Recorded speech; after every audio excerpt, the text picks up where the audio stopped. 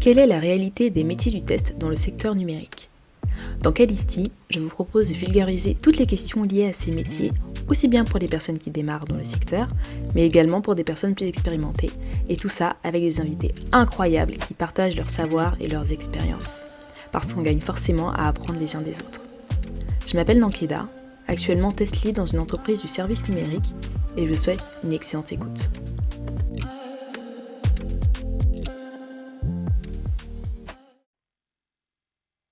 Bonjour à tous, j'espère que vous allez bien. Alors, je sais pas si vous l'entendez, j'ai un petit sourire qui est scotché sur mon visage parce que je suis en train de repenser à toute cette année qui s'est écoulée vis-à-vis du podcast. Donc l'heure est au bilan. J'avais annoncé dans l'épisode de la semaine dernière que c'était l'avant-dernier et écoutez, là, ça y est. Donc on va faire un petit point. Je vais vous faire un petit point sur tout ce qui a pu se passer cette année vis-à-vis du podcast. Et je dois vous avouer que je suis vraiment très fière. Je suis fière, je suis contente, parce que ça a été une année riche, intense. Je me suis prouvé 2-3 trucs à moi-même, et puis surtout, tous les retours que j'ai eus étaient ultra positifs. On m'a souvent demandé pourquoi j'avais décidé de lancer ce podcast. À l'origine, c'était vraiment pour mettre un peu en lumière un secteur, un métier, donc le mien en l'occurrence, parce que je trouvais que c'était mal connu, peu connu, alors que ça fait vraiment pas longtemps que je suis dedans, et surtout apporter en fait une source d'information à des personnes qui, comme moi, sont en train de penser à une reconversion en qualité logicielle et qui ont besoin de savoir ce qui se passe de l'intérieur.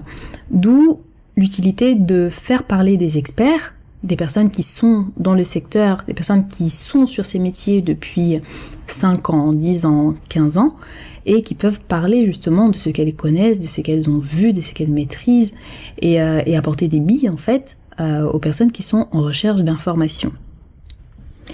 Et écoutez, là-dessus, c'est un premier objectif, je pense, qui a été atteint, parce que plusieurs personnes m'ont contacté sur LinkedIn, sur TikTok, sur mes réseaux sociaux, et puis même une personne de ma famille qui m'a contacté vis-à-vis de ça, en recherche d'informations, et tout ce qui a pu être partagé à travers ce podcast a servi.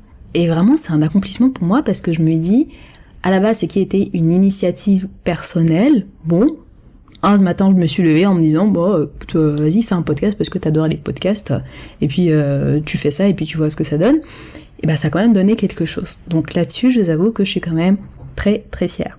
Au-delà de ça, tous les échanges que j'ai eus avec des professionnels du secteur ont été hyper enrichissants, mais vraiment hyper enrichissants. Parler avec quelqu'un qui a 20 ans d'expérience et en fait qui a une vision que forcément je n'ai pas, étant donné que je n'ai même pas 3 ans dans le secteur, c'est fou en fait. On peut apprendre énormément de choses à travers un livre, à travers un documentaire, à travers une série, dans une exposition, peu importe. On peut apprendre énormément de choses, mais quand on parle avec quelqu'un, c'est complètement différent. L'impact est complètement différent. Parce qu'il y a une connexion, forcément une connexion humaine qui va se faire, et on va pas retenir les informations de la même manière. Ça va nous ouvrir l'esprit sur d'autres choses, sur une autre vision du monde. Et vraiment, j'ai adoré. J'ai énormément appris sur mon métier, et je pensais peut-être changer dans quelques années, et peut-être que je le ferai, mais j'ai eu des exemples concrets de personnes qui étaient restées dans la qualité et en fait qui s'épanouissaient dans ce qu'elles faisaient. Et donc ça, j'ai trouvé vraiment top. Et puis les personnes qui ont accepté de venir parler dans ce podcast sont de vrais passionnés. En fait, ça se ressent dans leur manière de partager que ça leur tient à cœur en fait de transmettre, et vraiment c'était super, donc merci à vous. Si vous m'écoutez, si vous avez été invité dans ce podcast et que vous m'écoutez aujourd'hui, merci à vous vraiment encore une fois pour votre temps, pour votre dynamisme, et non vraiment merci beaucoup. Bon, parlons un petit peu des chiffres parce que c'est important de se rendre compte un petit peu jusqu'où va le podcast. Au total, on a cumulé 6000 écoutes sur l'année, environ 6000 écoutes, ce qui fait une moyenne de 500 écoutes par mois. 500 écoutes par mois. Honnêtement, quand j'ai vu ça, j'ai été agréablement surprise. C'est du travail, ça prend du temps et on m'a souvent dit, un podcast, il faut 1 an, 2 ans avant que ça commence à avoir un écho. Donc je me suis dit, ok, je vais sortir un épisode par semaine pendant 1 année et puis on verra où ça nous emmène. Et donc je dois vous dire vraiment que je suis très très très contente. Petite étincelle, il y a un petit peu plus d'1 mois où le podcast était rentré dans le classement Apple Podcast et avait atterri à la 3e place. Alors, pour ceux qui ne sont pas tout à fait au fait d'Apple Podcast ou du monde du podcast en général, Apple Podcast en fait c'est vraiment la référence, c'est les OG, c'est eux qui étaient là et qui ont mis beaucoup de choses en place pour faire grandir un petit peu le monde du podcast. Ce n'est pas eux qui ont inventé le podcast, mais ils ont contribué énormément à faire grandir tout ça. Donc, le fait de se retrouver dans un classement d'Apple Podcast, c'est super. C'est génial et encore une fois, petit accomplissement pour moi. Alors, entre-temps, on a reperdu des places dans le podcast. Je suis même pas sûre qu'on y soit encore, mais il y a eu un pic. Et ça a contribué à donner un petit peu plus de visibilité. C'est donc vraiment super contente parce que c'est une reconnaissance du travail qui est mené derrière. Et pour ça, je remercie vraiment toutes les personnes qui ont pris le temps d'écouter, de lire les épisodes, de l'envoyer à d'autres personnes, de laisser des petits commentaires, de noter. Donc vraiment, merci, merci, merci beaucoup. Sur les épisodes les plus écoutés, on a un top 5. En premier, le premier épisode. Alors, je pense que c'est une question aussi d'historique. Donc, le premier épisode, qu'est-ce que tu fais dans la vie? Testeur QA, donc épisode qui n'est pas très long, mais qui explique grosso modo ce que je fais au quotidien et puis ce que font d'autres testeurs et d'autres ingénieurs qualité. Donc, c'est l'épisode qui a été le plus écouté. En deuxième, le deuxième épisode, celui avec Michel Seban, qui est le PDG du groupe Fitech. En troisième, ça a été l'épisode de Marc, qui s'intitule « Acquérir une expertise dans le test logiciel ». Donc, merci beaucoup à toi, Marc.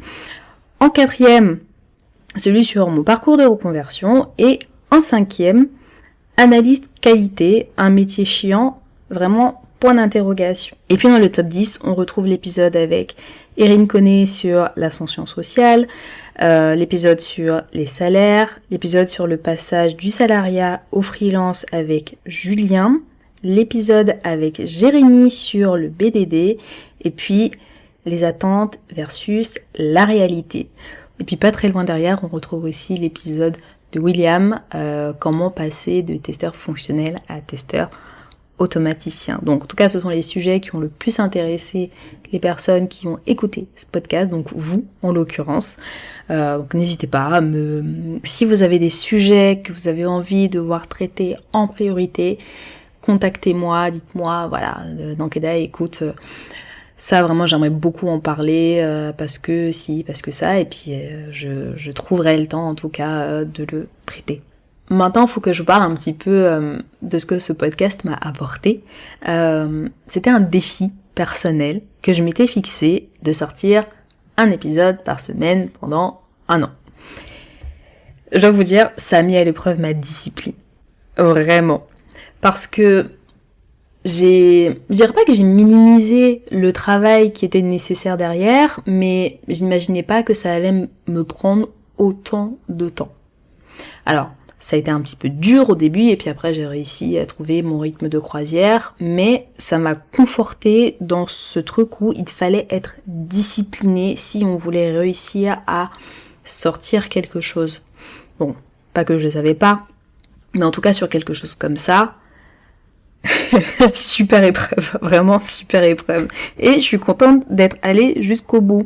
Donc c'est en premier lieu, voilà, je vous parlais des 2-3 trucs que j'ai réussi à me prouver moi-même, et en premier lieu, vraiment, c'était ça. La deuxième chose, ça a été les opportunités. je suis pas quelqu'un qui est très dans le réseau. Il faut se faire un réseau, c'est super important. C'est pas du tout mon truc. Je me souviens, on parlait de ça avec Sophie qui avait organisé le meet-up. On n'est pas très small talk, c'est pas quelque chose qui se fait facilement. En fait, il y a certaines personnes qui vont le faire assez naturellement, et puis pour d'autres personnes, c'est un petit peu plus compliqué. Et je fais partie de cette deuxième catégorie. Sauf que dans le monde dans lequel on vit, dans le monde pas que professionnel, mais particulièrement professionnel, donc dans lequel on vit, il faut pouvoir, échanger naturellement avec les gens, parler de choses et d'autres avant de rentrer un peu dans des conversations un petit peu plus profondes. Donc, ça a été le deuxième défi parce que ce podcast m'a poussé à aller un petit peu plus vers les autres et à me rendre compte qu'on pouvait tout à fait échanger avec des gens sans forcément passer par du small talk. Oui, bonjour, comment ça va, etc.